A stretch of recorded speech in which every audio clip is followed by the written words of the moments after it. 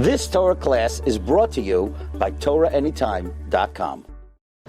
Okay, part 2. Let's talk about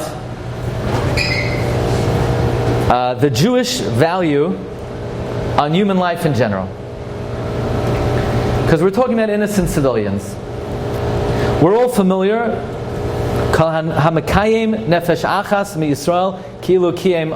Anybody who saves one Jewish life, it's like he saved the whole world. What value does the Torah place on human life in general? In other words, is there a value that the same way, we have institution Hatzalah, Ichud Hatzalah, and we put the life of a Jew on the highest pedestal. It's even more important than Shabbos. I remember Rabbi Victor Miller once said, exercise is d'oraisa. I said, really? Exercise d'oraisa? Which pasuk in Chumash is it? He said, it's in this week's parsha. Because in Kisisa it says, we have a drasha, Chalel Shabbos Achas, desecrate one Shabbos, so that you'll be able to keep many, many more Shabbosos. Yeah? So in other words, if somebody's life is on the line, we say we desecrate the Shabbos in order so that this person could keep many Shabbosos in the future. So Miller would say, if you could even desecrate Shabbos to keep more Shabbosos in the future, certainly you need to exercise to be able to keep many Shabbosos in the future. So we know that in Halacha, the life of a Jew is on the highest pedestal. The question is, what about the life of an Akom? What about the life of someone who is not a Ben Yisrael?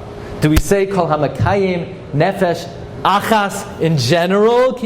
Imagine somebody's walking down the street and you say, he comes late to the shir. So where were you? He saved the life. Of who?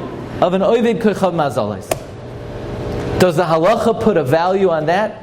The truth is, you could think about it. You could look through Shas.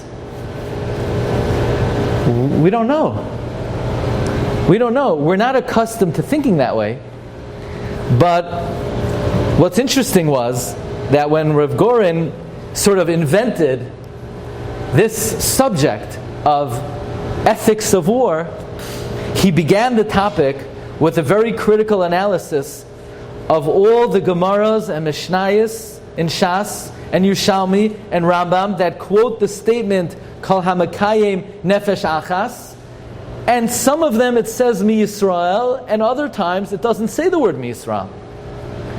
And in some of the most authoritative texts and versions of Shas and the Rambam, it didn't say the word Yisrael, which may have meant that there may have been a value, and there may be opinions, that the same way Jewish life is of the highest value, human life may be of the highest value. And therefore, it has to be taken into consideration that while there might be a need to defend the Jewish people and to protect the Jewish people, but human life is a very big factor. And the Torah places a lot of importance not only on Jewish life, but on human life in general. In fact, if you look in the Sefer Meisha Milchama, we know there's a famous machlokes between Rabbi Akiva and Ben Azai. What's the most important pasuk in the whole Torah? So Rabbi Akiva would say the most important pasuk in the Torah is V'ahavta l'recha kamaycha. And Ben Azai famously says the most important pasuk in the Torah is Zeh Sefer Toldos Adam. What exactly is the machlokes between V'ahavta l'recha kamaycha or Zeh Sefer Toldos Adam? It's really this debate. V'ahavta l'recha kamaycha, we know l'recha is only recha b'mitzvahs. V'ahavta l'recha kamaycha is only to another Jew. There is only a mitzvah in the Torah to love another Jew. Only recha b'mitzvahs. But Zeh Sefer Toldos Adam is chaviv Adam shenivra b'tzelem. I mean, the Mishnah does say in Pirkei Avos, chaviv Adam shenivra b'tzelem. Chaviv in Yisrael shenikru banim. And therefore the question is, if human life in general is of great value in the eyes of the Torah, Jewish life, but all human life in general, and you have someone who we need to kill, they're a terrorist, maybe they're a roideif, maybe they pose a future danger. And let's say they're being shielded by a quote-unquote, again, theoretical, quote-unquote, innocent civilian. Are you allowed to just indiscriminately kill an innocent civilian? No, not according to the ideal of the Torah. Yeah, but if we don't, then the life of a Jew is at risk. So then certainly, here's the rule in general. Chayecha koidem.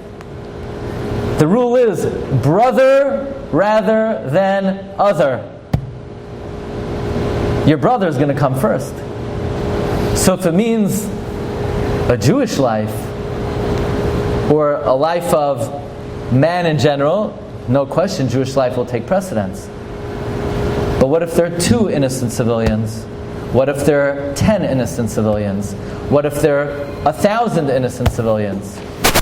Is there any breaking point where we say, okay, I understand Jewish life is of supreme value, but human life is also valuable.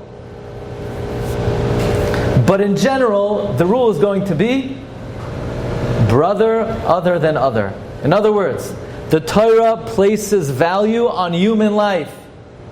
However,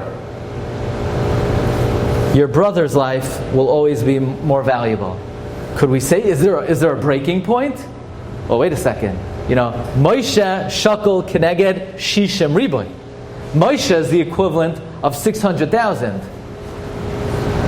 Yeah, but on the other hand, Moshe shakel keneged shishim riboy, that's in terms of his spiritual value. But if somebody were to say to Moshe Rabbeinu, Moshe, kill Yankov Amoretz, or you, Moshe couldn't say, well, I'll take his life because I'm shakel keneged shishim riboy. So this is where the question becomes very sensitive. But again, by way of introduction, this whole subject is based on the predicate that indeed the ethics and the guidelines of warfare will be no different than any other area of halacha. And the same way when it comes to tying shoes, the halacha has something to say about it, and the same way when it comes to every single area of life, the Torah is a Torah's Chaim, it gives us guidelines, and we are not governed by international law how to tie our shoes. In other words, if all countries would get together at the UN and there would be a UN resolution that we should tie the right shoe first, we would still tie the left shoe first. So the same way how we tie our shoes is not governed by international resolution. The predicate of this year, of this subject is, there are guidelines of warfare. Can you learn out from Chumash? We're going to have to, because there is no other precedent. There are no Gemaras. They're not going to be Shalos Teshuvos about the subject, because for 2,000 years we had no army, we had no sovereignty. Exactly where we're going to look, can we learn it from Yaakov Avinu? Can we learn it from Shaul HaMelech? So the next part of the Shir, you'll take a look in Hachana, will be the war of Shimon and Levi against the city of Shechem. And Be'ezus Hashem also the war of Moshe Rabbeinu at the end of his life against Midian, which was a very interesting war. Think about it. Why were we attacking Midian? Did they pose a threat to us? They posed no threat to us. We were attacking Midian. Nikoim Nikmas Hashem Meyesam. It was Nakama. Somebody who was on the front lines told me that at this point, maybe it's not a matter of saving Jewish life. At this point, it's just reprisal. Are you allowed to do that? Maybe you are allowed to do that. Maybe there is a concept of vengeance in halacha. Okay, so take a look. Part 3 begins on page 10. You'll take a look at the war of Shimon and Levi, and then part 4 is the Maral, begins on page 15. Shkayach. You've just experienced another Torah class brought to you by TorahAnytime.com.